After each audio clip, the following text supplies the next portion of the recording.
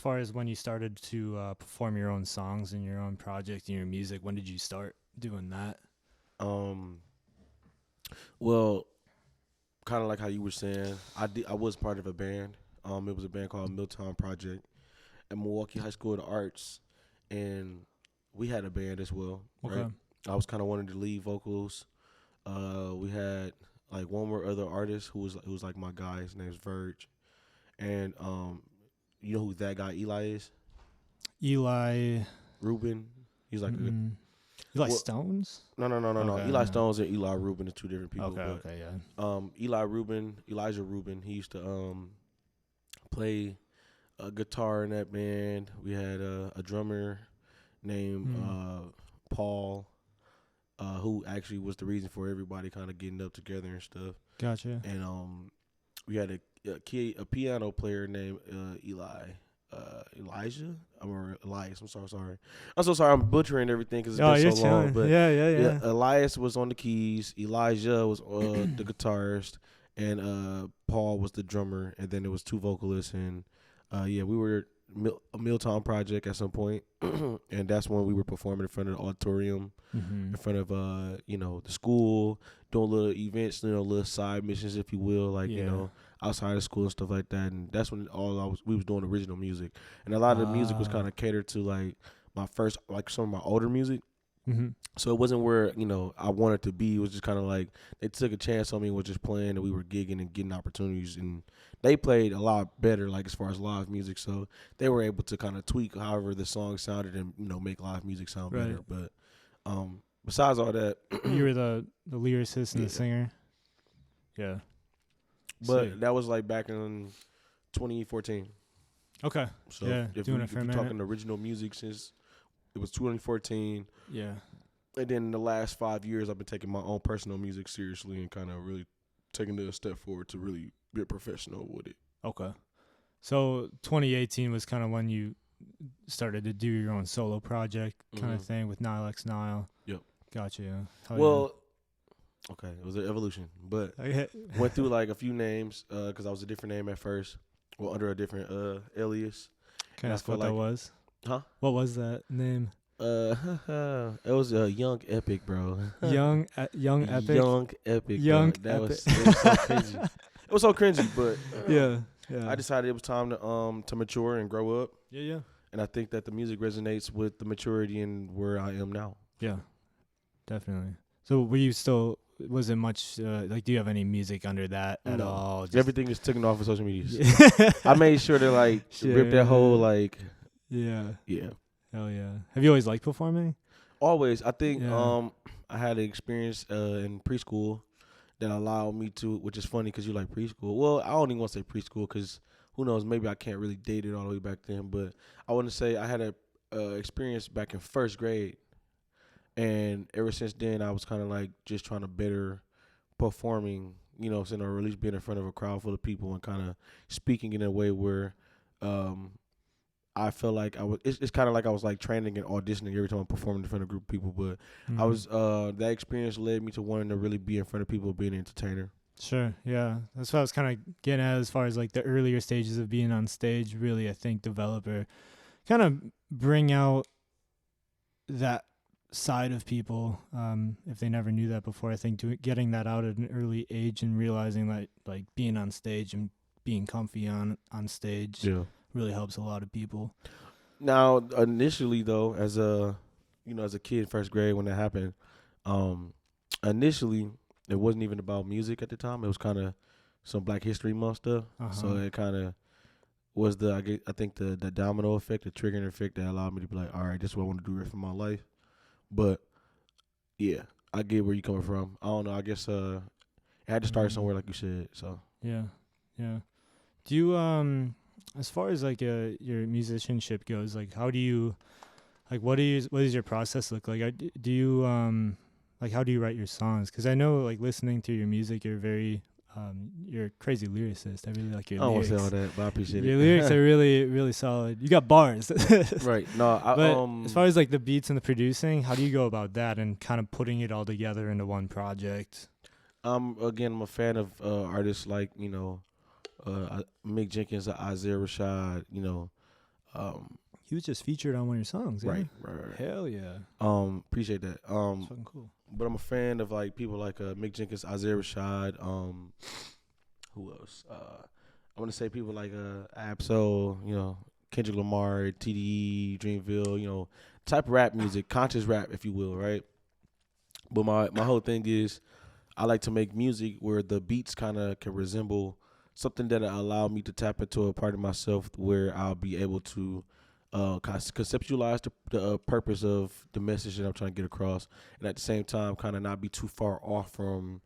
Okay, this has a little bounce to it, so maybe I could kind of finesse the flow to kind of give people an upbeat, more energized verse or song, and then if not more bounce and jump, let's give them something to listen to, whether it's a vibe or just something that they need to hear, and kind of put it in both of a form of where it's understandable. It's not too like lyrically intact, where I'm trying to be like the most lyrical rapper in the world, but at the same time trying to be more again relatable, because I know that when you are starting off as a rapper, at least you can lose the listener in so many ways, and you might not understand that you're the reason for why the listeners, like, it's not even the beat most of the time.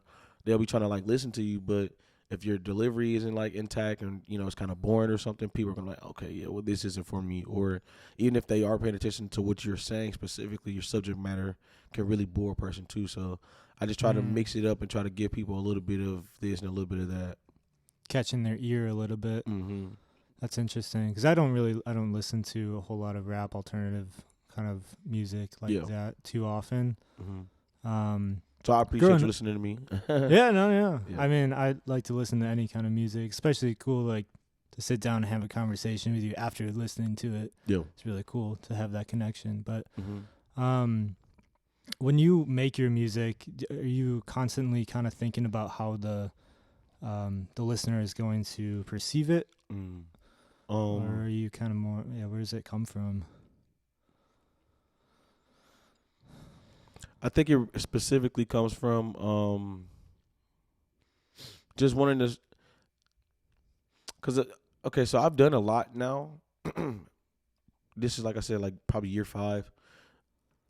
At year 2, year 1, I really didn't do a whole lot that I can really speak about to make it feel like I can give a person a reason to be like, oh man, that sounds like it was a great time, or I wonder how this part of the world feels, because I ain't really experienced or live enough, So I think I guess to answer your question, I guess it took experience in listening to other people's songs and being like, if I were to hear this on a playlist full of other songs that sounded like what I wanted to do, how would it all match up? So again, like in the rap community, a lot of times people who are recording you that actually care about what you're doing, not just some like engineer in the studio trying to pay their lights, But if people are, recording you and actually caring about what you're doing, they try to they give you a comparison of like, make this song like when you play it on a playlist, it just sound like it's supposed to be there when you change the song, instead of it sounding like, oh yeah, the volume and everything wasn't really like, cause again, a lot of rappers some people get away with it, like some of that little Florida SoundCloud rave, they kind of wave, they kind of came into the game with like very mediocre mixing. And it kind of took them far as the like emo rap with like the X's Right, X and yeah. But for again an upcoming rapper who's really trying to conceptualize and try to be really on point about their music, your ideas have to be intact. You have to have really good mixing. It has to be represented well, or again, like I was saying before, like you just turn the listener off, and that's just kind of what I've always been focusing on and working on. Like, I think that, and this is just me saying that you don't have to, like, because I'm here, you ain't got to, like, but Nostalgia Everclear right now, my newest body of work, I feel like is my best version of what I can do musically that I've ever put out, because I really care at this time. I tried to, like, keep a lot of things in the same, like, realm, ideally and subject matter wise. I try not to, like, have the beats going so far, like how Free Lunch, my mixtape, it was like, I can give you some kind of poppy rap with bagels, right?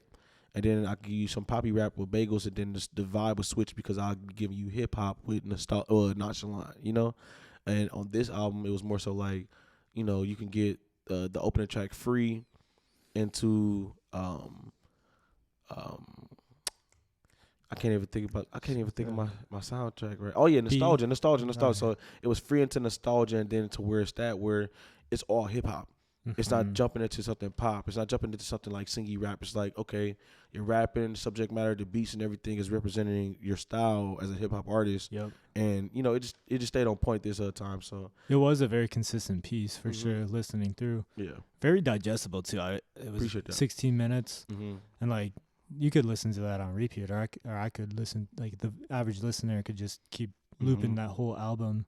Whereas Yeah. a lot of projects, if they get a little bit too long, you lose that listener. And that's the thing. I think have you ever heard of an artist named Tierra Whack? Mm-mm. She is a hip hop artist. She came out, I believe, like a couple years ago, maybe like close to like 6 years ago. Probably like I think like 2016, 15. But when she came out, she dropped an album of, I believe it was 15 songs. They always 1 minute a piece, Mm. and it was 15 minutes. And I looked at it and I said, man, because I was beating myself up about having 8 songs. I was like, dude, this is so short. Like people are gonna hear it. It'll probably just be dropped today and be gone tomorrow, right? Mm. I watched how she did it. She did it different too, of course, with her like representation visually and her marketing. Like she was really on point with where it went. But she dropped the album with 15 1 minute songs, and the fact that that was only 15 minutes, and I had did like a 16-minute album, I was just kind of like, people might like it. Let me not beat myself up again, like you said. Like I was saying, the sound is cohesive, so Mm-hmm. I just wondered what people thought, and a lot of people who seen me when I got back in town from Minneapolis during the tour run so far. Yep. They were just like, "Yeah, man, I heard the album. It sounds really, really good, cohesive. Man, I'm really proud of you." And I was just like, "Okay, I did my job." Yeah. Yeah. And that's all you could really ask for, is that the latest piece of art that you have out is Yeah. what you feel like is most representative of you at that time. Mm-hmm. You know, that's kind of how I picture the albums I put out. It's kind of like a timestamp and just building off the next project and keep moving forward, like we're talking about. One thing I wanted to ask you was, in that project when you're working on it, you said 7 months you were kind of working on 7 it. months. Yeah, How many songs didn't make that project? about 22.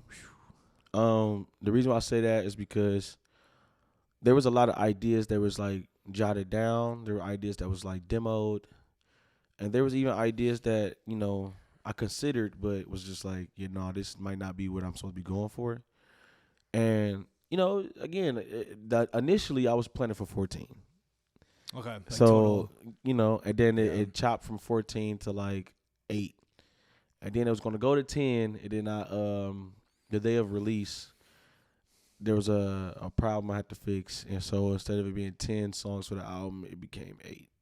But again, I'm just happy that There was it's a good. what that a problem? There was like an error. Oh, okay. There was an error with like something that was like said or recorded as far as on the actual like both of the songs that I had to Mhm. kind of chop. But I think that's the beauty of being able to know your art and just being able to kind of in a sense be the person who can be the decision maker. Because honestly, who knows? Maybe if they would have came out and people spent more time with them, maybe it wouldn't have been a big deal, right? Mm. But I think this is like my first like real like first listen for a lot of people who don't know me. Like maybe like you've never heard anything I've done. Maybe you heard like one single or two last year, even with the Pusha T show and the summer festivals run I was doing. Like, maybe this was like your first real listen, and I wanted my first real listen to be super intact and cohesive to the first listener, so that way they can be expecting what's next from me. Right. One thing because I think I've heard of NilexNile for years now, just living in Milwaukee, just kind of hearing about you, and kind of watching what you've been doing in the last year or two, just more closely. Mhm. I can tell you're working your ass off, which is really Man. fucking cool, and you put Appreciate out that. quality, which is really really refreshing for Appreciate sure. that. Yeah. But Paper Route, I remember listening to that. When did that release? I released Paper Route. I want to say August 17th. Maybe? Okay. Yeah. Yeah, I think it was. Yeah, I think it was like August 17th. So I remember listening to that and watching the video with Willie, and Mhm. that video is phenomenal. It's so Man, good, man. Appreciate that. Shout out to my boy Carter Green. Yeah, that was Carter. Yeah. Um, and man, I remember going to your Spotify and being Mhm. like, why aren't you like have more listeners? Mm. Honestly, I mean, now you have a good amount. We were talking about that, but at the time, I was like, man, you're doing something right. But Mhm. I feel that you deserve more attention at the time when I Yeah. saw you, which is cool to see you keeping going. You know? Yeah, and the thing is, again, it goes back to it's really tricky to be a hip hop alternative hip hop artist. Um, I don't have no answer to why my Spotify monthly listeners was like that as well. Because even when I released Free Lunch, the mixtape last year, I mean 2 years ago, because Uh huh. I released added songs and made a deluxe last year. But when I released Free Lunch, there was a really good response rate of monthly listeners going up, right? Mm. And then it went down, and then it got to a straight like 120 something, right? Mm. And then I think again with the anticipation of doing out of town shows, meeting so many different people, even collaborating with Wave Chappelle, Clayton, Mm-hmm. even Mick Jenkins, like excuse me, it pretty much kind of helped. I think with the reach of like the music where my sound could go because then it puts me in all these different algorithms. Mm. You got Clayton who's an R&B artist, right? And then you have Wave Chappelle who's been doing his thing for years too, and he's a really dope hip hop artist himself. And then you also have Mick Jenkins who's in a whole different district, in a sense, and his music is touching a whole different realm, but he's like hip hop as well. So being able to have my music in different like realms, Mm. give all these different fans who are like in the algorithm because the music is being pushed through those sources to be like, oh, what's this? Like I've never heard Right. nothing like this, and giving it a chance, or at least if they like it, putting it on the playlist. So yeah, it was. I'm sorry, it was a very big mystery because just like how you was feeling that way, Yeah. me and my homie Rod Worthman was talking about that like last summer, and we were kind of looking at numbers and it just wasn't adding up. So Yeah. I'm just happy that it has grown, and I'm excited to see where it goes for the rest of the year. Yeah. Doing something right. Mm-hmm. Have you noticed any jump with doing this tour and kind of playing more shows outside of Milwaukee? As With far as like that, the Spotify, yeah, and just maybe a like little. Instagram. I mean, it is really tough to like. What is a fan? Like, Mm-hmm. what is your community that you're making? Because I've obviously struggled or not struggled, but encountered that as well. And I like to. It's hard to really quantify Mm. about like as far as like I think someone reaching out on Instagram and messaging you and you having a conversation, you can't quantify that Yeah. and really making a connection with somebody over your music or talking to somebody after a show Mm-hmm. um, and just building those relationships I think go further than what the Spotify algorithm or YouTube numbers or Instagram followers will really tell you. Yeah. But um, have you felt, I guess, I mean, have you really done like a run like this before? No, this is my first actual real run. Uh-huh. I've done a couple of tours in the past. Last year I did, I think it was like a 3-4 date tour with Will on Water, Mm. hip hop artist from Milwaukee. Yep. That was called the Noise Complaint Tour. Through relationships I built going out of town, beforehand and everything too. So that was cool. And then on top of doing that tour, I also did one 2019, and that was cool too. But that was also another small like 2-3. But this is like the first 7, Mm. like an actual full 7-day tour that I actually put together through connections that I had, and networking opportunities, and even just reaching out in advance, because when you want to do something in reality you kind of want to have, so it's like this, right? For streaming services, they tell you for your album that enable for them to like properly like get it uploaded to stores, maybe even have potential people from these different outlets like listening to your music and maybe putting it on these different Spotify playlists, or whatever playlist in general. They kind of need it in advance, right? Yep. So just like an album or body work that needs to be uploaded early, you have to reach out to venues early as ever.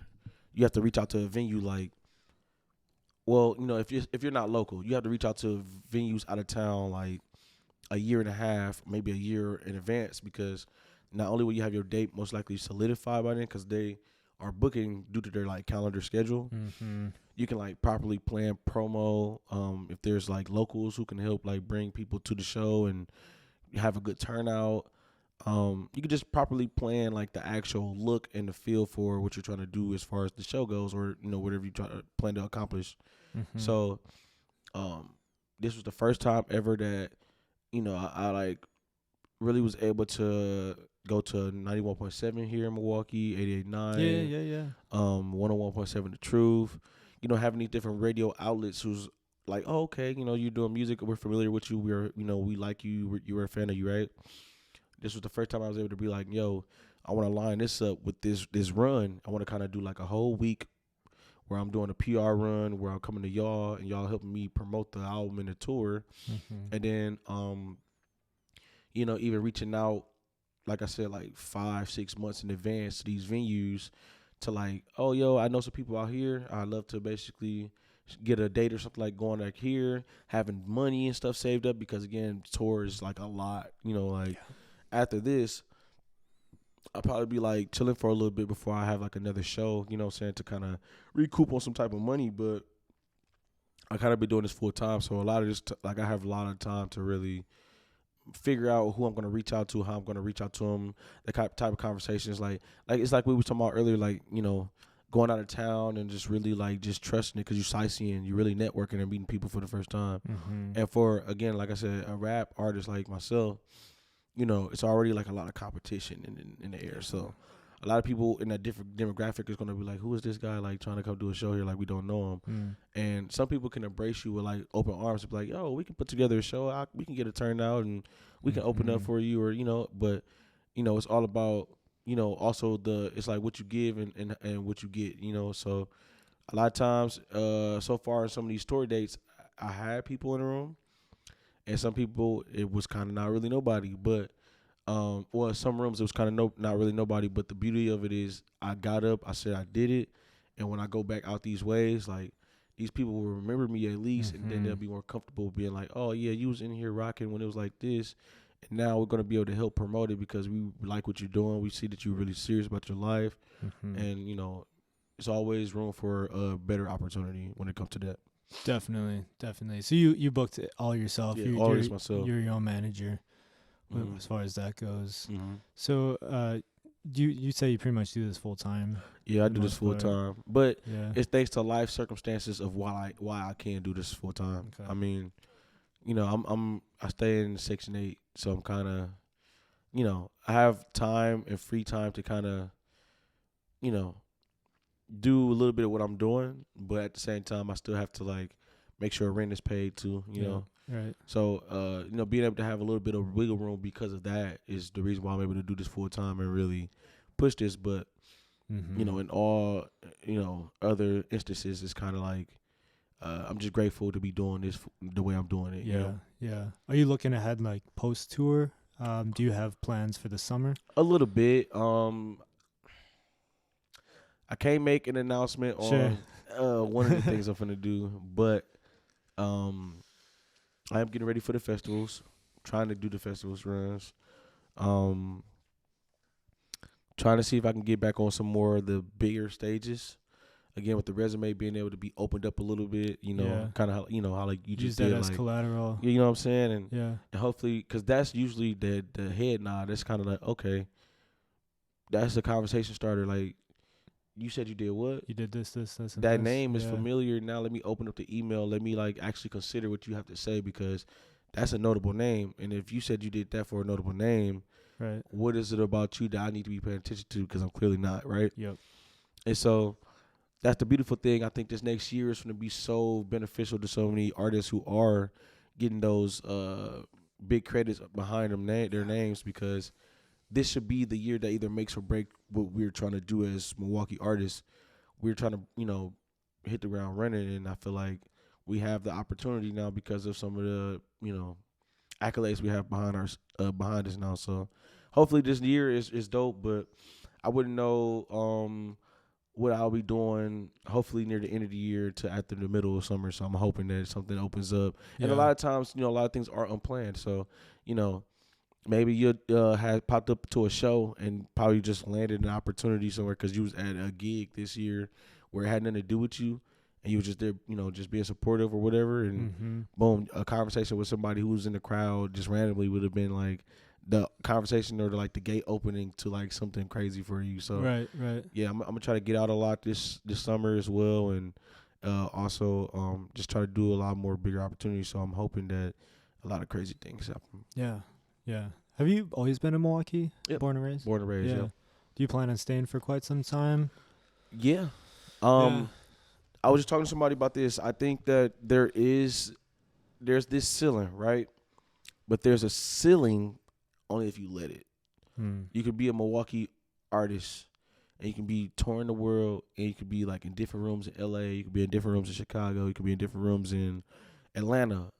But I feel like as of right now, I don't think it's possible for me to be like, let me just up and leave on my community because initially I'll be starting over somewhere, Right. I don't have Yeah. a crazy reach where like I have 30 fans, like 1,000 fans or something like that in like Colorado or something like Right.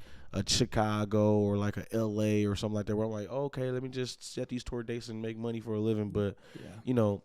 I want to make sure the foundation is good here, even for like a few more years because I'm 26 now. So, Mhm. I'm trying to sustain an actual career with this. And then once I make sure that foundation is good and I know that if I leave, I could come back and it's going to always be like tickets sold. Yep. Then I'll start worrying about that after. But right now I feel like I don't. I mean, it's cool, and this is me saying, it doesn't matter if you want to go out of town to do it. Definitely do it if you feel like that's what you need to do for your career. I'm not talking down on it or nothing like that. But me personally, I love Milwaukee, Wisconsin, good and bad, all the flaws, and I just want to make sure that I continue to establish my presence and my footing here. And then once I do that, potentially maybe one day spreading my roots. Right. That's something I think about a lot as far as staying in Milwaukee or where else I would want to live. Mm-hmm. One thing that I have planned for the next foreseeable year is it's nice to have a home base in Milwaukee and like you said, get your footing and have the community. Mm-hmm. Like you can always play a show in Milwaukee. Right. So right now for me, I really want to focus on playing like weekender runs, try to hit like Kansas City, Chicago, Minneapolis more, even get over to Michigan. I try to spread my wings a little bit on weekend runs because I still work a 9 to 5 Monday through Friday, but really, really trying to hit the ground running with doing more of that radius or maybe even. It's gonna work. It's definitely gonna work for you. Yeah. Like it's just about you being persistent. This is what you want to do. It's not like you have to prioritize the 9 to 5 because of your home. You gotta you gotta eat. You gotta live. But I believe it's gonna work for you. I think it's gonna work for anybody who's really like head first into wanting to really be a full-time creative. If you don't mind me asking you, how long have you been doing music? Because I know that you play live instruments and everything. Yeah, I started playing piano when I was little. Okay. I really don't still play piano, but that was kind of where I started. Took piano lessons for a few years, starting when I was like 6 or 7. And then when I was 10 or 11, I didn't want to play piano. I wanted to play guitar because all the songs I was learning on piano were just songs I didn't really listen to, and I wanted to play the songs I was listening to. Did you ever have Guitar Hero? Yeah. Oh, yeah, definitely. Guitar Hero. I listened to a lot of like FM 102.1 growing up, and really influenced by a lot of that genre of music, like I guess like indie rock, alternative rock, and that kind of oldies. But I always grew up listening to a little bit of everything, and I still am that way. But then I was in a band in high school with my brother on drums. I was on guitar, and then 2 of our friends were bass and guitarist. Same setup I have right now as far as instrument goes with my band. Okay. And like I was telling you, we were playing around for a few years doing fundraisers, random events, battle the bands and stuff, and played Summerfest like 3 times. Opened up for the Plain White Tees at our high school. Yeah, that's fire. The Hey There Delilah band. That's dope. Yeah. So some crazy opportunities when I was really young at that age. And then they all graduated. I was a freshman in high school when they did. So I was the young guy of the group. And then kind of went in and out of I guess, phases with music. I was always writing songs in my bedroom, but never really shared them with a lot of people because I was very insecure about sharing my art at the time and my voice, my singing voice. And I had a bad talent show experience too. I just basically butchered it, had very high expectations for myself. I remember them days. After that, I kind of locked myself up in my room as far as my art goes and just never showed anybody anything. After some years, started showing some people some songs I wrote, and just from the advice and just advice from my peers of playing my songs for them, it really just boosted my confidence and started to slowly itch back into sharing it. And started recording more by myself. Started with GarageBand, and I have been using GarageBand since, and I've yet to. One of my goals for 2023 is to upgrade to Logic, but it really has been everything I need, and for the sound I'm going for. And in college, just started writing songs, recording songs, and then I had my first show back since my high school days. I had a opportunity to play a basement house show on the east side. Fire. That venue was called Fat Charlie's. I had a buddy who was living at that house. Okay. I heard about that. A band dropped out, and they asked me, or shout out a girl named Michaela Hoyer. She asked me if I had a set together that I could perform, and I was like, fuck yeah, I'll do acoustic guitar. And my buddy, who's a cajon drummer, was like, yeah, I'm down to get something together with you. And we played. I invited all my friends, packed the basement, and it was actually April 11th, so yes, 2019. So it's about to be the anniversary. Yep, got it on my calendar. Yes, I've been doing shows since. Obviously, the pandemic slowed things down with doing live shows, but as far as recording and working on music goes, have been working on Social Sig pretty much since. So you 2019 is when you first kind of came on the scene, kind of. Yeah, 2018, I was going under a different name. Arcilla Okay, Kid. yeah. Arcilla Kid. Arcilla Kid, okay. Wanted to have more of a band pseudonym / artist name, and Social Sig kind of checked all the boxes I was going for. I like the name, actually, to keep it honest with you. Thank you. I hear it sounds really good, just coming off the mouth. You know, it kind of sounds it looks really good on flyers. You know, it makes, honestly, when I first heard it, Social Sig, I thought y'all was like which y'all are a band, right? Yeah. But I thought that was just the name of the band. I didn't think that, you know, it was kind of more so like you, but then like the band would play behind you type of thing, you know? Right. So shout out to everybody that is a part of Social Sig that plays. Yeah, definitely. Because even being at that Collectivo back room was crazy. Like to see y'all doing y'all thing, I was like, oh, you know. Appreciate you for coming out to that, man. Of course, bro. Yeah. Like I said, I really appreciate you know, good art, and you know, I just been super busy like in the whole rap realm of like Milwaukee, where you know I've been kind of social a lot, and I'll be out and about at a lot of gigs or opportunities, and I'll be like, you know what, I need to just kind of stay home and kind of just gather my energy back, because I just don't be wanting to like use a lot of that battery. But yeah, man, anytime I can get out and see another genre show and kind of really experience like more of Milwaukee than just what I see,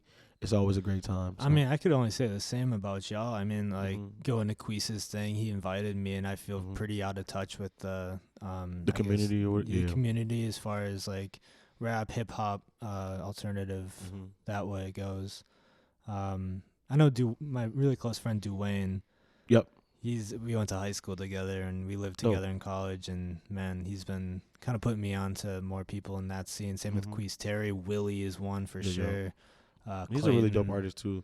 Clayton is an amazing artist, amazing R&B artist. Even him and Soul Child, like, you know, I never really, and this is not to be disrespectful, but you can tell they care about the music. Like I hear it in their music, like their voice, the way that they like really take care of the sound. R&B artists, they're really dope, but. That's just I can't sing like that. That's for damn yeah, that's sure. right. I can't do that. And so, like, you know, I don't know, just and then the image as well. Like, you can tell, like, with the videos and like the content as far as the cover arts and little promo videos that they put out, they really care about the art. So I'm really excited to see what they do in the next couple of years as well. Definitely. Yeah, Clayton specifically, man. Everything he puts out, he doesn't post a whole lot, like super consistently, but when he posts and his music videos, it all kind of ties together to just his artistic well-being and him as an eclectic person, which is really cool, really dope. You know, I had the honor of meeting him in 2019. No, I'm sorry, it was 2021. 2021. Recent. Yeah. It was very recent. A friend of ours, Colin Mitchell, on Instagram, his name is Yeti Already. That sounds He's a really dope visual artist. He created the cover art for my free lunch mixtape cover. And you know, I was trying to put together an event, and he had a space called the Green Room. And at the Green Room, he was able to at the time he, you know, was cool with Colin and a couple of his friends and everything. And I was just like, yeah, man, I'll check him out. Let me hear something. Let's see, because I want to. He was like, it'd be really dope if you guys could collab. So kind of in a sense, this was kind of his like, our song on my album was kind of like his doing in a sense, because it was like that manifestation of like, man, you guys are both my homie. I think you both are dope artists. We should, you know, y'all should probably work on something and meet up. So, 2021, he ended up coming out to my free lunch release because I, you know, put him on the bill. He killed it. And I was like, dude, you're fire. I was like, man. I really love your music, bro. Like, you just have this like crowd loving you and stage presence, man. Yeah, and it's just, and again, like, you can feel it. Like, you can literally just be there, and it don't really take a whole lot for him to do his thing. Like, once he gets in rhythm and kind of just really get to singing and really, you know, catching his vibe, people just love it because it's like, dude, we've been seeing rap. Yeah. You just came and gave us some flavor, something different to put in the air, and that's beautiful. Yeah, those falsettos get the room. Like, man. Chills. Yeah. Did you go to his EP release show or his show over the winter at some time? Dwayne was on there, Mellow Child, Clayton. I seen it, and I believe I was in Chicago. Oh, gotcha. Yeah, I had something going on out there. I think it was either a show that was going on, or I think I was a part of the show. But either way it go, I remember that same night because I was telling them that I had a meeting them, seen them the next day at an event for Cam Will. Yeah. And I was topping it up with Cam Will and stuff, just showing him love and everything. And when I seen Clayton, I was just telling him, like, man, I want to come to that show so bad. Like, it just looked so good and packed. Like, yeah. Oh, you was there? Yeah, I was there. Yeah. Oh, man, I bet that was crazy. Man. The energy was wild. And it was really cool for me playing Cactus Club and having a certain scene come out for, like, my kind of shows. And, like, we're talking about just, like, the scene I'm involved in. And then going to a show like that, I was just seeing people I've never seen before. And people are dressed all cool. And, like, everyone was just vibing. Yeah. And the energy was different. It was the same venue, but the energy was completely different. It was really cool to be involved with that. I to be honest, and I said this before, but honestly, mixed genre bills are the future. So I would love to see a Social Sig show with Clayton's playing it as well, and, you know, maybe have a couple of rappers or some, or maybe another band. You know, however it's you know, organized. If we can continue to force Milwaukee, the new Milwaukee era, to understand that mixed genre bills is how the underground hip hop scene, or the underground scene of music here, not hip hop, but the underground scene and music in Milwaukee, Wisconsin is going to prosper. Right. It'd be so, like, not segregating. Everybody's like, oh, you know, I've never been to a rap show and they didn't know the community. They'd be like, no, I know Social Sig. Like, turns you on to a different thing that you didn't come to see. I'm cool with Honey Creek. Yeah, them the homies. Oh, you know what? I just, you know, seen Clayton and Dwayne them over. Like, you know, it'd be more of a conversation other than like I'm just trying to get up with you and do a song because I seen you do a show and you had brought your fans on and want to be a part. Like, no, it'd be like everybody bringing everything together in this, like, big bowl. Everyone's going to stay for the whole show. Yeah, you know what I'm saying? So yeah, I agree. I've been doing some shows throughout the years with Dwayne together, and they've always been so fun. That's right. You know, shout out to Dwayne, by the way. Micah Emmerich too, if you know Micah. Yeah, wear glasses. Yeah, glasses, longer hair. Yep, he's got his, like, shout out to him as alternative. Well. Yeah, shout out Micah. His alternative pop project, Alternative Everything. Yeah, really, really talented, killing it, It's dope. working hard. Mm-hmm. Do you go to Chicago pretty often? In the last 4 years, yes. Yeah. My girl people stay out there, so we be in and out of Chicago a lot. But even with her people being out there, I know people who, as far as the music scene out there, who stay out there, who's actually like residents of Chicago, who are a part of that community, and they're just involved with a lot. So Yeah. I try to, in a sense, get involved with the community a little bit, because honestly, it's not just that Chicago's not far. Because you can argue that with like Detroit, you can argue that with like, where else, like Minneapolis.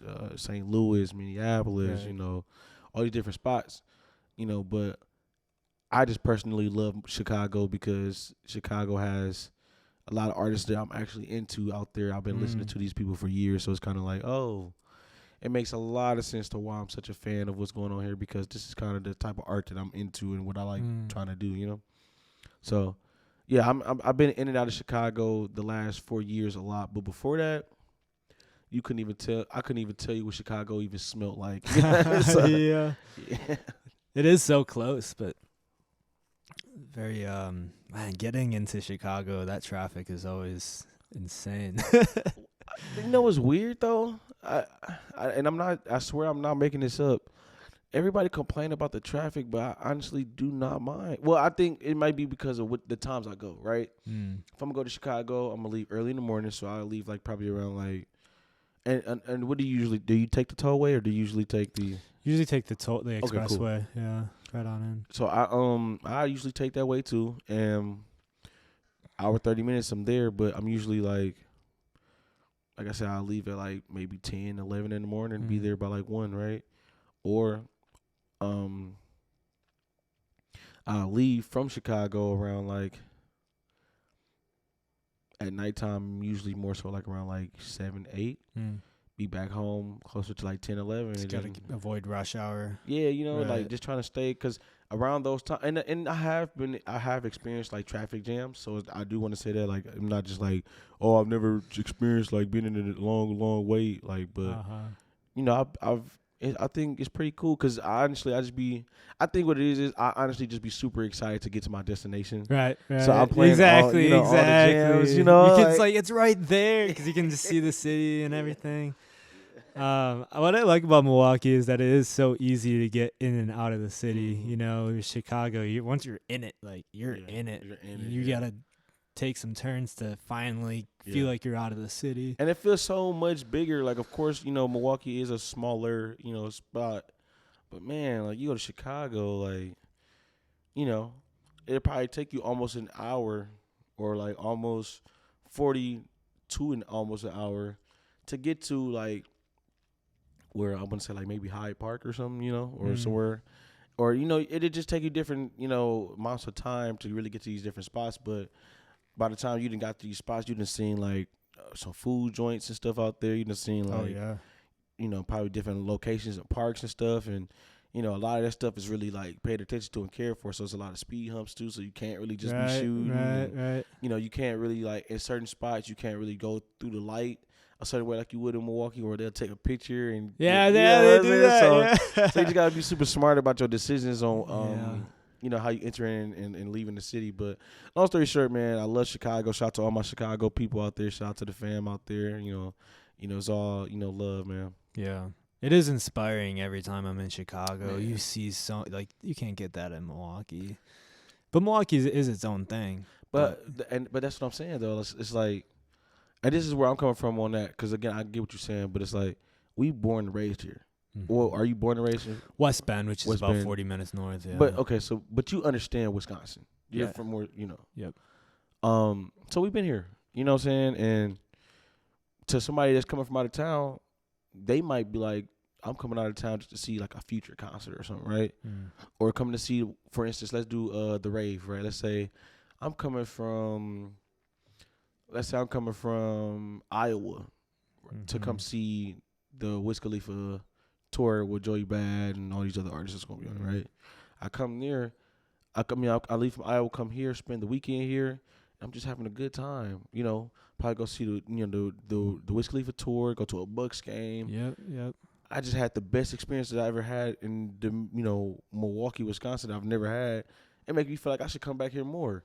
And the thing is, it's because that was a nuance to somebody who's never experienced the city or at least know the city. We are always here, and, and like I said, like Right. the problem is, as for Milwaukee creators, the reason why so many of us was like, man, I can't do it here. I gotta leave. It's because we're always here. Stop being afraid. Go take that trip to LA. Go take that trip to Atlanta. Spend a weekend out there, a couple of weekends out there. Just go and do more so that way your life is like you could feel as an artist worth living, because then that way it creates these nuances, it creates these new experiences. You can probably take a mic or something like that at your studio with you. You can Right. record about how the air feels. You can record about the way that you drove through the city, and then that made you feel like go get inspired, because once you're here and you're just doing nothing but Milwaukee, Wisconsin every day, all day, a lot of times for the people that are just super depressed with being here, it's because you're not living. And that be my biggest issue is like I hear too many people slandering or talking down about the space here, and that's cool, but it's only what you make it. Life is what you make it. Yeah. Get up and go get inspired. Yeah. That just inspired me. Damn. Hey, man. I drive past the Pfizer Forum about every day, and you don't really think about people coming from out of town. Yeah. You're like, oh my God, it's the Pfizer Forum, or, Yeah. seeing the art museum and walking along the lake, which I love doing. Sometimes I've been feeling, especially this last winter, the 9 to 5, Monday through Friday is just so draining. Yeah. But And we just went through a long, like, this is what I was just saying too. It was a long winter, but it wasn't really a long winter. really not. When you like Yeah. look back at it, it's like, oh shit, like October doesn't feel too long Yeah, ago. right? So Yeah. I say that to say, like, we just went through a phase. Every season is a phase. And now we're going to be in the spring phase, and the spring is going to get us to summer really soon. So by the time we done with April, blink our eyes, it'll be like June. May going into June. It'll be June. You'd be like, dude, the weather done got nice progressively. Yeah. Like, it feels like I can wear shorts and be out a little longer. The daylight is kind of out longer. Exactly. Yeah. Daylight's a big one. Even days like today, man, Yeah. just being outside and wearing a jacket still, but feeling that warm breeze after the rain feels really good. I had on shorts earlier. I had to change to some sweatpants because of that. Yeah. But yeah, that It's was a good that was birthday crazy. gift. Yeah, Do you have a favorite month? April. Ah, sure. Just yeah. March going into April because I love spring. Yeah. I can honestly say I'm not really a big fan of summer, but I do love summer activities like going to barbecues, going out, just being out. It's cool. Being outside. Yeah. But spring is, I feel like, a time of renewal, it's refreshing, Rebirth. rebirth. Yeah. Dedicating yourself to certain tasks that you've been putting off all winter, all fall. It's just a lot of like positives I feel like that comes in spring. So Yeah. I shout out to everybody who is resetting their energy or has reset their energy and refocused their like goals, and continue to keep prospering. We like midway through spring right now. It's always a good wave of new energy coming in spring, for sure. I was going to ask, is that an unfinished legacy hat? No. No, it You could have feel- been an unfinished legacy. Yeah. But no, so I just got it today from PacShawn. It's just basically a butterfly. Gotcha. But when I seen it, I was like, this would have been a really dope, unfinished legacy piece. But yeah. that might be something I might talk to them about though, because then that way, and now I think they do have like a butterfly hat, like a black hat with a butterfly on it. But I seen this and I was trying to match like an outfit so that way I could like go out tonight and try to wear it and stuff like that. You've done some stuff with Unfinished Legacy, right? Oh yeah, plenty. I done plenty. Yeah, cool. like they were the reason that I went out to LA. So shout out to them for allowing that opportunity. I've even done like their 4-on-4 day last year when they had to put together an event. And they was here when they was like still staying in LA. I done did like like some pop ups with them. Kind of help like with like they brand a little bit. Did like videos like with the brand. Just I did a couple of things with Unfinished Legacy, and those are like my homies as well. So Yeah. I'm really proud of everything they're accomplishing, and I'm happy for where they're going in life. Yeah, man, they're doing something cool. I really have only heard of Unfinished Legacy from talking with people like you who were kind of a part of it. I Yeah. remember listening to a podcast with shit, what is his name? Longer hair. Lake. Lake, yes. Yep. Mm-hmm. Talking with or listening to a podcast with him. It seems like he's pretty involved. Mm-hmm. How did you get involved? There's Brahma, right? Yeah, Brimma, and my boy DJ Gene. I'm sorry, I'm about to butcher his name by accident. DJ Gene the Genius. So Brimma and DJ Gene the Genius, they're the co/founders of Finished Legacy. We were actually, they were doing it at the same time where I was meeting them and I was doing my own thing, and we just started from there, like kind of just like they were doing their own thing, I was doing my thing, but it was respectable where we respected each other's hustle and grind and always showed each other love, and so it got to a point where, they had like their first pop up years ago. I was at their first pop up. I kind of helped with like some of their first like design promo. Like they had like these windbreakers, like the OG windbreakers that Unfinished Legacy had. I was like in like one of the videos rocking them, what I'm saying, with a couple other like people and stuff that they were like really believed in and really was messing with at the time. So, I've always been around. It's just I'm not like in the center of what they have going on, but I'm definitely like honorary for sure. Like I'm really like that's really like family, Yeah. How long have they been doing this? I'm gonna say probably since 2000. And this is me paraphrasing. When I met them, I think it was like 17 going on 18. Okay. So I'm guessing since then. Yeah. I'm guessing since then, and it could have been a little longer than that. They probably just like really like started actively being super like active on the front when I had kind of came into meeting them. Yep. But that's around the time that I actually seen that they had this kind of like emotion, and I just was really supportive because, again, this is another Milwaukee brand, really from the ground up, really pushing and promoting and really uplifting everybody around them. It's not like they're trying to like demoralize, everybody else's brand or trying to like make their brand seem like so bigger than. It was like the community was pushing behind it, and that's what makes it feel so much bigger. Yeah, badass. Do you have any merch? Yeah, definitely. I got some stickers. I got some shirts. I got a couple of more sweatshirts. Yeah. Yeah. How was that High Noon show? Man. That looked crazy, man. First and foremost, I just want to say shout out to my boys Fred the Black Kid and Key Lime, because initially, and this would be the perfect time to plug. But so right now we're on the Nostalgia Tour, right? I'm on the road with my boy, the Fred the Black Kid, and he's been opening up for me for like the last couple of dates, for certain dates, and their hometown is Madison, and so, I seen Fred perform a couple months back at a UW, was it a Marquette show right here at Annex or whatever? Yeah. And so I seen him perform at NX, and I was already, kind of meeting him through a friend of ours named Justin, who I ended up meeting years ago when I performed on the Hop for the first time, kind of. And on the Hop? Yeah. Sick. That's like on the news. It's on YouTube. Like you can look. Oh, cool. Yeah, that's cool.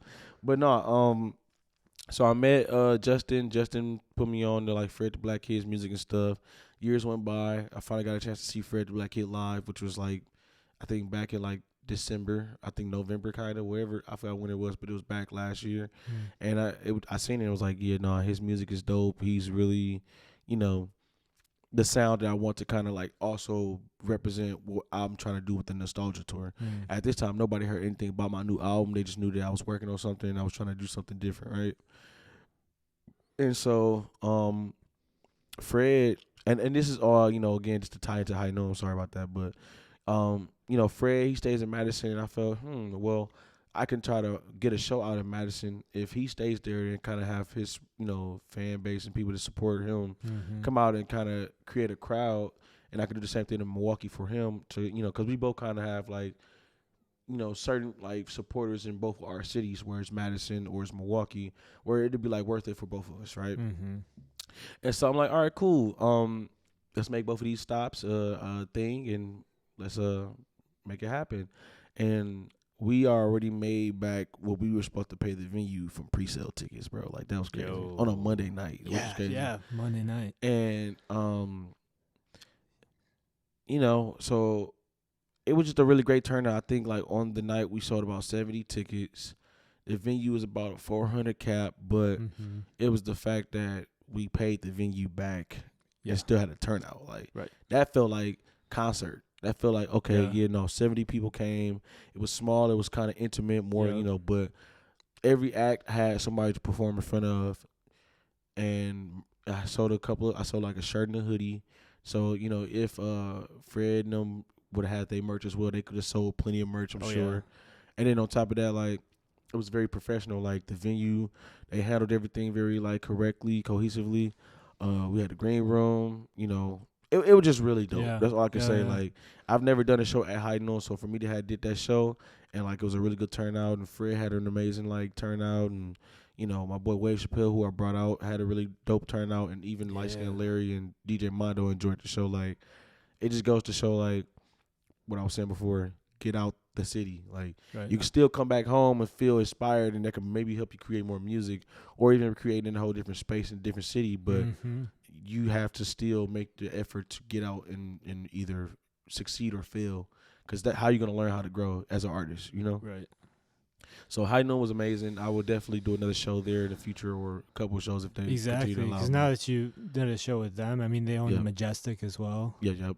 And then even on a Monday night, it's kind of like telling the venue, like, yeah, we can sell tickets and we can pack these places. And the thing is, they want to know you can sell hard tickets.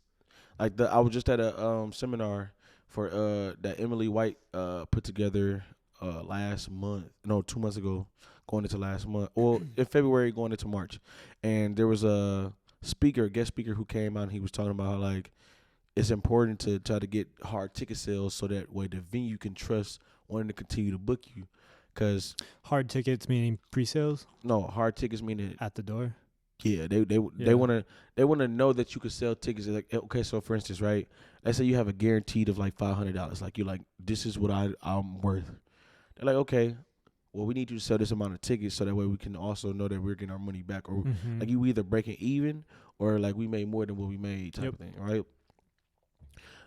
For you to get that guaranteed, I have to understand that I know you can do that. Madison don't know me. They at least they not really familiar with me. So that, again, not only did that show like, yo, you can sell tickets, but I put it together. You know what I'm saying? And so the fact that I knew, like, y'all, I know that Fred is going to sell tickets because Fred is really dope. I know if DJ Mondo's name is on this show, that's going to help sell tickets. I know that Light Skin Larry and Wave Chappelle will be able to sell tickets because they have a presence or people out here. Yep. I was really, really happy. 70 tickets is still not 400, so it wasn't sellout, but 70 tickets was a crowd, and 70 tickets showed that, okay, like you said, we can sell tickets. So hard ticket sales is very important. That's why I get it when people are like, man, I'm gonna just buy a ticket the day of, or I'll just pull up but I need to show this venue, like, when they said that they want to book me, you bought a ticket. So, if you can, like, not trying to be super pushy, please buy the pre-sale, please buy a ticket that I'm like, because then that way it helps with me taking it back to this venue, and this venue being able to consider me as an option for future shows over other people, because I gave them literal proof that I can do what they're looking for, and not them, like, kind of guessing or taking a chance on me. Right. It is tough to sell pre-sale tickets in this day and age. I feel like younger generations are more inclined to just go on the day of. Yeah, and I get it. And the thing is, that's cool too, because you're going to get those, but then you get situations where maybe you promoting the show, people are telling you, I'm gonna buy a show, I'm gonna buy a ticket, I'm gonna come to the show, and maybe the show gets canceled because the venue owner or somebody's like, nah, I don't know if I can trust this. Yeah, sure. And then the show gets postponed or pushed another day, and you're like, dude, like, right, yeah, they want the guarantee. I get it. It's a business, We played the High Noon August last year. How was that? It's a fun venue. It was dope, yeah. There's a band from Chicago, Motel Breakfast, who they have a bunch of roots in Madison, Milwaukee area, and their draws really well. And it was us and then a local Madison band, Blue County Pistol. Just a 3-band bill, and we were right in the middle. And I think we sold around like 100 something. And I bet that was like a Friday, Saturday. I think it was a Friday. Oh no, it was a Thursday. It's a Thursday. That's still so look. It's still evidence. It's still proof to show like either. And then even if it's a Thursday, it's closer to the weekend, so that's still even cool. But it's just the fact that you guys were able to show like this is possible. Yeah. It's a thing. Like That was always my thing from the get. When booking with Pabst Theater Group, like the back room, and we have upcoming the Turner Hall. congratulations on that. Thank That's you. big. Thank you. When I first booked the album release show in August for Social Sig, Mm-hmm. I was gonna do everything in my power to sell that out because I want to tell them like, yeah, we can have a full local bill and still sell tickets. Now, is this a show that Social Sig is headlining? So sorry, that was the album release show last August. Oh, that's And then turn each backroom show since then was did everything I could to sell it out. So, and we did, which is really fucking cool. Which is dope. Yeah, no, Really fucking you cool. if it's growing, if it's continuing to stay consistent, Yeah. whatever you're doing it right, bro. So don't stress too much about it. Like Thank you. Mhm. Yeah, Turner Hall is August 25th. this year. Yeah, So we're that's cool. headlining. Yeah, that's gonna be a big show. Man, it's a That's big cool. show. Who you got playing if you don't mind? So it's Fellow Kinsman, Okay. Bug Moment, Yeah, and Bug Diet Moment's dope. Light. And Diet Light. Okay, Yeah. that's gonna be a fire show. Yeah. No, I was gonna say what's sell out there. What is the cap? Yeah. 987. Yeah, we're gonna sell it out. We're gonna sell I it believe out. it. We're gonna sell it out, but man. sheesh. That's like the big thing on my mind the last few months because Mhm. it's been working with Pabst Theater Group and after selling the back room out 3 times, like How all much right, is back room? 300. Oh, okay, that's dope. And yeah, it's just kind of next step, and having an all local bill is fucking cool, and Mhm. yeah, it's gonna be cool. It's gonna be big. Then you just did a show with Tigira and them, right? Tigira in a basement recently. Okay. We did a few shows with them over summer. Okay. New Barons Gallery. We got a show at the Miramar in May with them. Okay. Yeah, those boys are cool. Oh yeah, they're dope. Yeah, shout We out to put on them. a fun show. Mhm. Yeah, you done a show with them at the I did I think one or two. I did one where it was like a Company Brewing. Was yeah, it? yeah, really yeah, on yeah, that yeah, one? Cody Brown. Yeah, it was That's when I saw you for the first time. that wasn't the first time.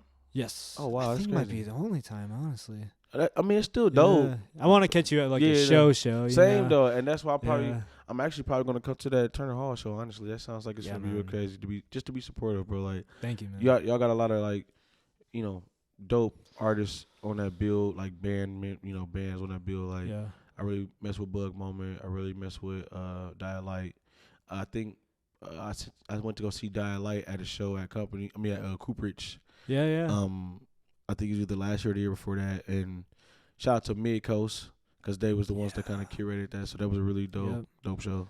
So are you still doing stuff with Fat Nerds? Yeah, it's my Fat label. Nerds. It's my Yeah, label, man. I didn't realize that you were in that group until after I saw y'all perform at Midcoast. I have Yeah. seen you on that. Yeah. I was at that Midcoast show you guys Oh, that was did. lit. That was lit, Yeah, man. it was Yeah. lit. I was having a good time, man. No, my everybody girlfriend, she loved you guys too. Oh, that's She was dope. like, Appreciate yeah, that. she had a great time. Yeah. Appreciate I was No, like, that was a really dope show. Shout out to Mid Coast because who's in that group? Sorry, I cut you no, you off. good, you good. Yeah. So it's so we are a group of artists / like producers. Mhm. So some of us have more to the sword and stuff, but you got 39th Architect. He's a artist and producer. Space Cowboy, he's an artist. Verge, he's an artist and producer. Mind, he's an artist and producer, and myself. Wow. Yeah. Yeah, so it's only 5 of us. Are they are the other guys Milwaukee or were they? We all Milwaukee. Yep, all born and Milwaukee. raised. Yeah, yeah. Whoa, yeah. I was just with them earlier today, celebrating my birthday. Cool. Yep, Cool. it was cool. Yeah. Yeah. Y'all got the crowd going. You say fat. Yeah, Or I say yeah. fat. You say nerds. Yeah. Yeah. I love that. The- Those words together. Yeah, yeah, yeah. PHAT. Man, Fat appreciate nerds. you. Some people be butchering it, man. They be spelling it like FAT and And then nerds with a Z. yeah. Yeah. But yeah. I when I got the LLC for it, I kind of took away the Z, and now it's just Fat Nerd Records. So An ER or a D. Oh, fat nerd. yeah, Fat Okay, Nerd I see. Records. Yep. Got you. Yeah, I saw you doing a bunch of, well, your tour, obviously, been keeping up with that. And then I remembered you had the show at Cactus Club. And then I looked on my podcast schedule. I usually try to do one a week, Mm-hmm. and then didn't have anybody for this week. So yeah, worked out perfectly. Appreciate it, man. Yeah. Yeah. This song, I think I want to say I listened through a few. Zelda was the one I have saved, but Okay, yeah, I dope. remember listening through this project. Yeah, had a good time. We're working on. I appreciate that. We are working on new music right now. That's the goal. The goal is to come out with a new body, like a mixtape this year, as a group. And then when we drop this mixtape, to kind of be more active on the live music scene. We just haven't really had a chance to do too much because I feel like we just want it to make sense. You know, like Mm. as a group, we could perform, you know, our own little solo stuff and kind of do that, right? But it'd make a lot more sense if we could pull up to the shows and perform more group music, you know, and just more up to date versions of us, like you were saying before, like the most what's current, and then kind of like letting that represent you as a Right. you know. Right. Yeah. Was that Midcoast show one of the first shows y'all did together, or no? Okay. We did multiple shows together. It's just the way everything is spaced out because and we try not to get too in each other's way, but the way it's like, okay, so let's say Mind has a project out, right? We try to like do what we can to support and push the Mind project run or the Mind run where Mind to have some music out. It's like his turn to kind of like make his run throughout the scene and kind of make, you know, his presence felt. And then we just try to load up a clip for another artist to kind of go in. So right now, my album is out. Right before me, 39th Architect dropped Zoo Tales. And since two of us dropped in the last like maybe year almost now, like 7 months, we about to try to go ahead and put out a team tape, and then we'll just go ahead after this team tape, we do like a show or two or something like that. And also shout out to everybody who support Fat Nerd Records. We are going to be throwing Fat Nerd Fest year 4 this year. Sorry for all the postponing, but COVID made us have to postpone for so long. And this is going to be a really big year, so I hope you guys are ready for a really good Fat Nerd Fest. What is Fat Nerd Fest? So Fat Nerd Fest is pretty much like a music festival that I'm trying to, you know, continue to curate and grow. It started in my grandma's basement. Rest in peace to my grandma. But she allowed me to throw my first Halloween party in her basement. Sick. This was like back in 2016. Okay. It was we pretty much packed it out. Like people came. It was like a lot of, you know, weed smoke, and drinking and kicking it. But it was a really good time, and everybody like talked about it a lot. So then 2017, I kind of took a break because I was like, okay, I don't know if people really cared about it, and everybody else in the group was like, dude, when are we gonna do the fest again? Because everybody's asking about it, like everybody cares. Right. So from 2016, we did one. 2017, took a break. 2018, we did year 2. 2019, we did year 3. Still in your grandma's basement? No. Okay. Oh yeah. Right. So let me clarify that. Okay, so 2017 we took a break. 2018 we did Fat Nerd Fest at like a little mini golf course. Oh, cool. Because there's not like a specific venue that we do it at, because usually around that time, you know, and again, this is probably why I should probably reach out early, right? But usually around that time for Halloween, everybody's trying to throw a show. I guess it's the thing for creators. Everybody wants to like have the live jumping like Halloween show, which is understandable.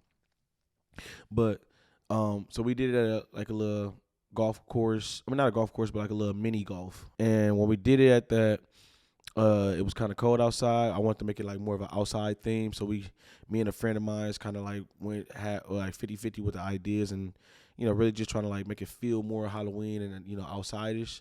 It was kind of windy and cold that night. Yeah. So we ended up moving that inside the building of the mini golf course area, and it was like cracking. And then after that, the next year, we ended up doing it at the studio, and even that was cracking, and it just felt really good.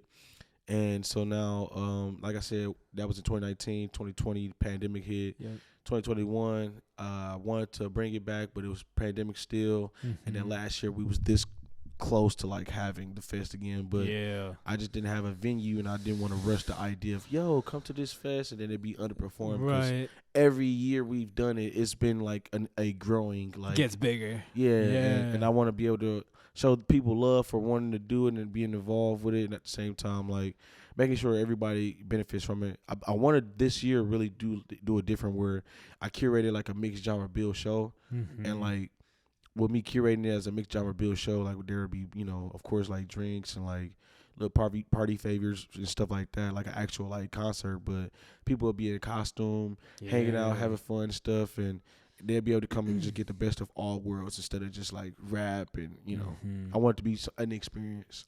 So like Cactus Club, or what kind of venue size are you thinking?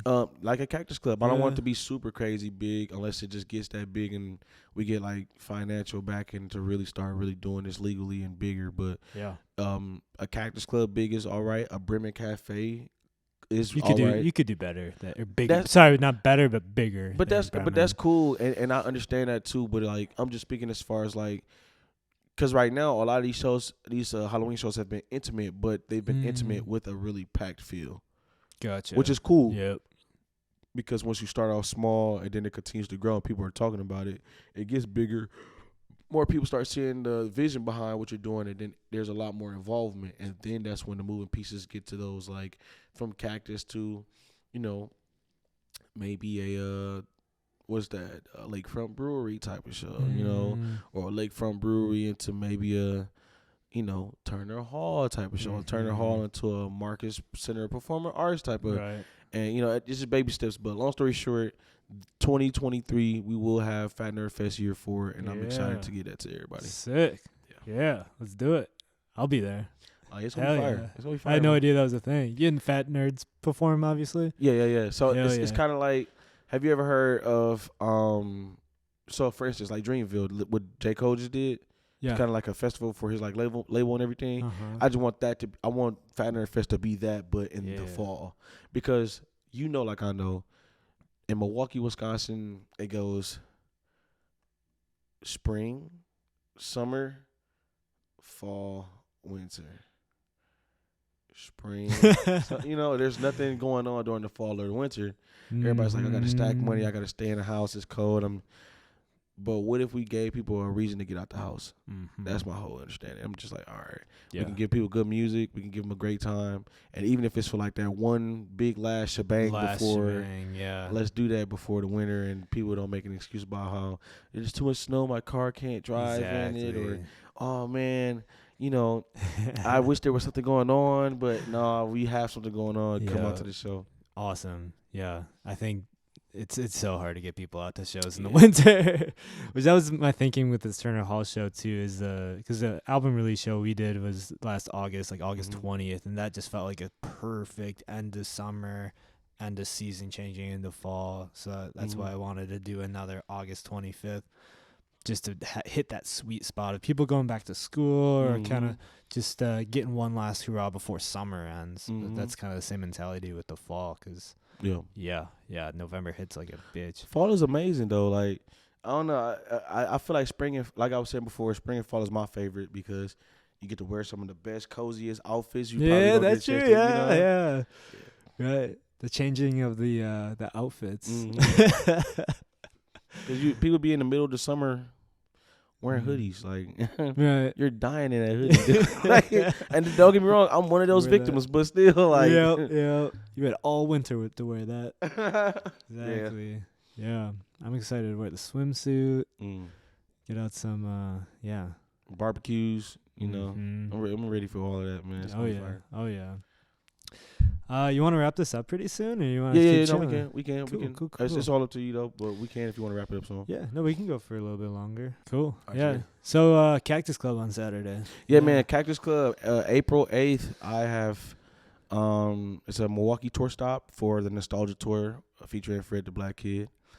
Special guest performers: Kill Goober, 6-1 Tribe, The Cronies, and man. It's going to be crazy. I don't want to say like who I'm going to have coming out or anything on the set, but this set will be catered to Milwaukee specifically in a special way. So cool. I'd love to see you guys, come out there. If you're from Milwaukee, Wisconsin, definitely come show me some love. Definitely. And I would make it if what time does it start? What time does it end, do you think? It'll probably end like 12:30-ish, 1. I think doors open at 7:30, and I think music can Mhm. start closer to like 8:30, like Gotcha. 8:40. Yeah. I bought tickets for my parents and I to see a comedian on Saturday, Okay. and that's why I was conflicted with when you asked me to maybe get on the show way back. No, no, it's cool. I was like, damn, Man, but that's all good, man. That's gonna be a fun to show. be honest, bro, I appreciate you just being very, very honest with me, cause um, at least that's why you couldn't make it. If it was like other situations, then it would have been, maybe a weird energy. Or not, I wouldn't have too crazy of a weird energy because I would have like confronted and probably asked you why. But Mm-hmm. for the most part, I'm just glad that you were very honest with me. I'm a very honest person and understanding Yeah. person, so I appreciate you Hell just yeah, man. considering it really. I feel like the worst thing is when you ask somebody to play show or like I've tried to do some shows. I tried to put together a tour basically like last summer for this last fall. It just kind of all fell through with everyone's schedules and Yeah. work and stuff and getting off for work. But hitting people up on Instagram and they're on Instagram, Yeah. but then like I get it. Like at some point your DMs do get flooded and it's Yeah. hard to get back to people, but it's like at least say something.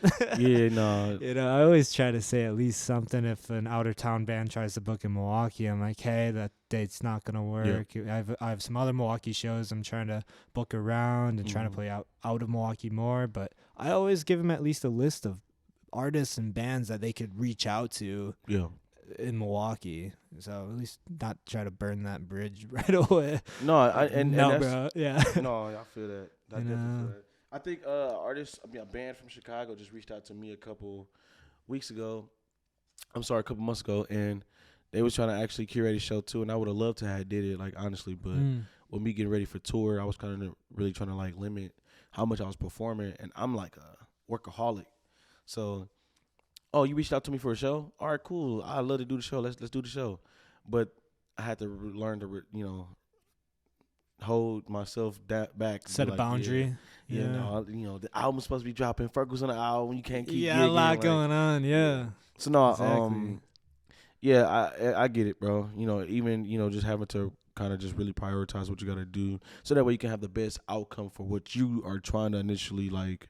Your end goal for whatever you're trying to accomplish, turns out the way you need to. So I do believe eventually we'll get a bill. Oh, we're gonna have to. It's over. Yeah, we have to. I have an idea. I literally have an Definitely. idea of what we can do. I'm kind of in conversations with a couple other groups right now, but if we can figure something out where I don't conflict with your schedule on how you're trying to do turn on and everything, I think we should definitely tap in because.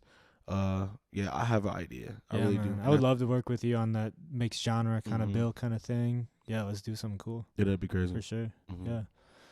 So, Cactus Club on Saturday. Anything else that you want to plug before we wrap this up, man? This was a great talk, great conversation. For sure.